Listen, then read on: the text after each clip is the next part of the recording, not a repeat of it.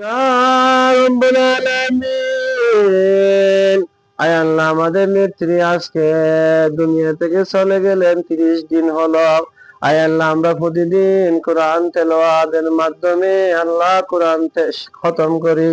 আয় আল্লাহ, আজকে ফজরের নামাজের পর থেকে নিয়ে আল্লাহ কোরআন তেলাওয়াতের মাধ্যমে কোরআন খতম করলাম।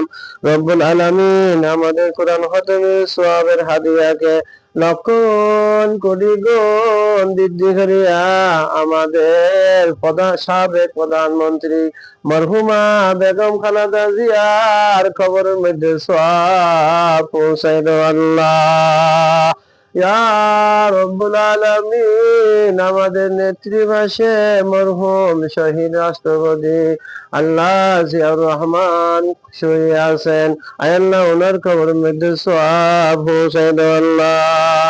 ইয়া রব্বুল আলামিন, তাদের সন্তান জনাব মরহুম আরাফাত রহমান বানানী কবরস্থানের মধ্যে শুয়ে আছেন, ওনার কবরের মধ্যে আল্লাহ সওয়াব পৌঁছায় দাও আল্লাহ। আয় আল্লাহ, তাদের কবরের মধ্যে আযাব থাকলে আল্লাহ আযাব মাফ করিয়ে দাও আল্লাহ, সবাইকে মাফ করিয়ে দাও। ইয়া রব্বুল আলামিন, সবাইকে আল্লাহ জান্নাতুল ফিরদৌস দান করো আল্লাহ।